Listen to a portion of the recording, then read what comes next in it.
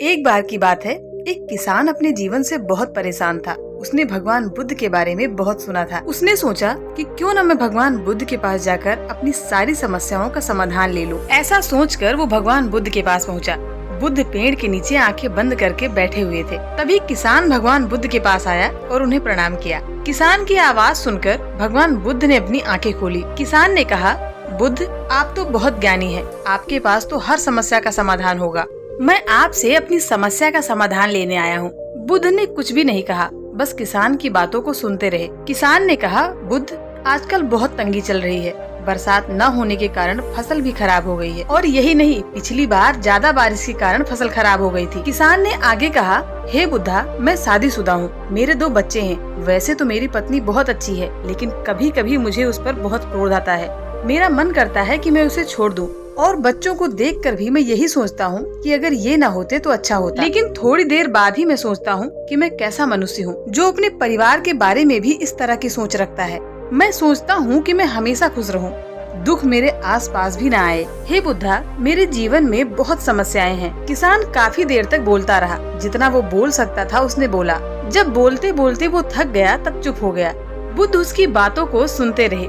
थोड़ी देर बाद किसान बोला, हे बुद्धा, कितनी देर से मैं ही बोले जा रहा हूँ, आपने तो कुछ बोला ही नहीं। भगवान बुद्ध बोले, मैं तुम्हारी समस्याओं का समाधान नहीं कर सकता। किसान बोला, ये आप क्या कह रहे हैं? मैंने तो सुना था कि आप बड़ी से बड़ी समस्याओं का समाधान निकाल देते हैं, लेकिन आपने तो साफ इनकार ही कर दिया। यदि आप मेरी समस्या का समाधान नहीं कर सकते तो आपके बुद्ध होने का क्या फायदा? बुद्ध बोले, तुम्हारे पास 100 समस्याएं हैं, और ये सिर्फ तुम्हारी समस्याएं नहीं हैं, ये हर मनुष्य की समस्याएं हैं। ये समस्याएं तुम्हारे पिताजी की भी थी और तुम्हारे बच्चों की भी होंगी। इससे कोई अछूता नहीं है। ये तो हर मनुष्य के जीवन में होता है, और जीवन ऐसा ही है। इसका कोई उपाय नहीं है। बुद्ध की ऐसी बातें सुनकर किसान को क्रोध आ गया, और किसान ने कहा, आपसे अच्छे तो मेरे बाबा थे, जिन्होंने मेरे घर पर आकर यज्ञ किया था, जिसके बाद से मेरे घर में कुछ वक्त के लिए सुख शांति आ गई थी।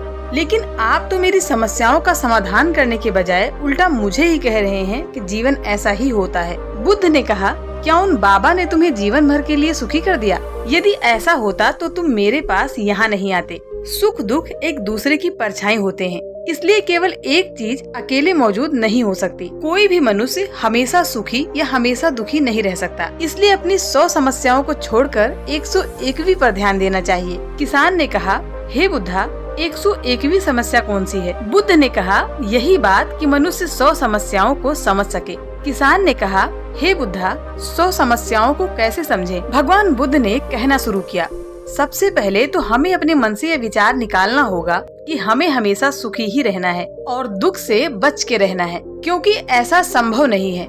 इसलिए मन की इस खींचातानी को छोड़कर इसलिए अपने जीवन को सहज रूप से जीना चाहिए, क्योंकि सुख और दुख को रोकना मनुष्य के हाथों में नहीं है, लेकिन सुख और दुख से ऊपर उठना मनुष्य के हाथों में ही है। बुद्ध ने आगे कहा, समस्याओं को गौर से देखो। ये आती हैं, लेकिन अस्थायी नहीं होती। कुछ वक्त के बाद ये अपने आप ही चली जाती हैं। समस्या और समाधान साथ साथ चलते हैं। समस्या है तभी समाधान का भी महत्व है, क्योंकि समाधान बिना समस्या के हो ही नहीं सकता। सब कुछ एक दूसरे से जुड़ा हुआ है। जो इस बात को गहराई से जान लेता है वही अपने जीवन को सहजता के साथ जी सकता है। बुद्ध की बात सुनकर किसान समझ गया कि सुख दुख को रोकना असंभव है, इसलिए इसे समझकर सहज रूप से अपनी जिंदगी को जीना आसान है। किसान भगवान बुद्ध के पैरों में गिरकर क्षमा मांगने लगा और बुद्ध से बोला, हे बुद्धा, मैंने जाने अनजाने में क्रोध में आकर आपको भला बुरा कहा है, उसके लिए मैं आपसे क्षमा मांगता हूँ। आज आपने मुझे 101वीं बार बताकर मेरे जीवन का उद्धार किया है। अब मैं जान गया हूँ कि जीवन की हकीकत क्या है, कि कोई भी समस्या ज्यादा देर तक नहीं टिकने वाली है। किसान ने भगवान बुद्ध को प्रणाम किया और वहाँ से चला गया। दोस्तों, हम सभी को अपना जीवन इस चिंता में नहीं गंवाना चाहिए कि हमारे जीवन में बहुत समस्याएं हैं। समस्या का समाधान भी वही व्यक्ति निकाल सकता है जो अपने जीवन को सहजता के साथ देख सकता है। इसलिए जीवन के इस सुख दुख के नियम को समझना होगा, और फिर सही मायने में हमारा जीवन सार्थक बनेगा।